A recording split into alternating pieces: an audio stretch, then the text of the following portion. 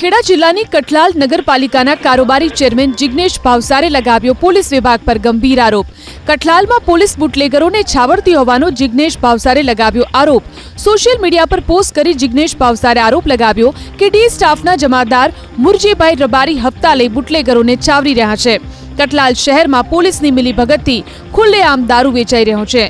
પોલીસની રહેમ નજર હેઠળ કઠલાલમાં વિદેશી અને દેશી દારૂની હાટડીઓ ધમધમી રહી છે। કઠલાલ શહેરની અંદર પાણીની જેમ બોટલો વેચાય તે ખુલ્લેઆમ દારૂ વેચાઈ રહ્યો છે। ઇંગ્લિશ દેશી દરેક બુટલેગરને પોલીસની કોઈ બીક નથી, કારણ કે બુટલેગરોને પોલીસ બંને સાથે બેહીને ચા પીતા હોય, હપ્તા લેતા હોય, જેની રજૂઆત મેં સીઓમાં ઓફિસમાં પણ કરી હતી। હપ્તા લો, જે વેચવું હોય વેચો। કઠલાલ ડી સ્ટાફ જમાદાર મુરજીભાઈ રબારી જે હપ્તા લઈ અને આ બધા ગોરખ ધંધા કરાવે છે, એમને બરતરફ કરો, અહીંથી કઠલાલથી બદલી કરો। એટલું જ નહીં, આ અંગે જિગ્નેશ ભાવસારે ગૃહ રાજ્યમંત્રી હર્ષ સંઘવીને પણ રજૂઆત કરી છે। 6 મહિનાથી ગાંધીનગર સુધી રજૂઆત કર્યા છતાં કોઈ કાર્યવાહી ન થતા આખરે જિગ્નેશ ભાવસારે સોશિયલ મીડિયામાં પોસ્ટ કરી ગૃહ રાજ્યમંત્રીને રજૂઆત કરી।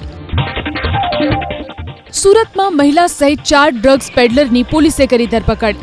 5 લાખથી વધુની કિંમતના એમડી ડ્રગ્સ સાથે પોલીસે અકીલા મલિક, જીતેન્દ્ર ઉર્ફે જીતુ પ્રતાપ રાવલ, ગુલામ રસૂલ મોહમ્મદ, આયુબ શેખ અને ઉમર યુસુફ શેખ નામના ડ્રગ્સ પેડલરની ધરપકડ કરી। પોલીસ તપાસમાં ઝડપાયેલ મહિલા આરોપી મહિલા અકીલા મલિકનો પતિ, સાસુ અને તેના પરિવારના અન્ય સભ્યો પણ ડ્રગ્સના વેપારમાં સંડોવાયેલા છે। અકીલા મલિકે 2023માં બ્યુટી પાર્લરનો વ્યવસાય છોડી ડ્રગ્સના ધંધામાં ઝંપલાવ્યું।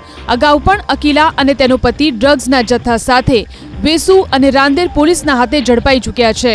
મુંબઈથી સપ્લાય થતો ડ્રગ્સના જથ્થાની ડિલિવરી અકીલા મેળવતી હતી અને બાદમાં તેને પોતાના અન્ય સાગરીતોને સપ્લાય કરતી હતી। જ્યારે જમીન દલાલ જીતેન્દ્ર ઉર્ફે જીતુ રાવલ વિરુદ્ધ પણ આર્મ્સ એક્ટ, મારામારી સહિતના ગંભીર ગુના પોલીસ ચોપડે નોંધાઈ ચૂક્યા છે। પોલીસે હાલ તો આરોપીઓ પાસેથી 8 મોબાઈલ, રોકડ અને ડ્રગ્સ સહિત કુલ 6.54 લાખથી વધુનો મુદ્દામાલ જપ્ત કરી વધુ કાર્યવાહી હાથ ધરી।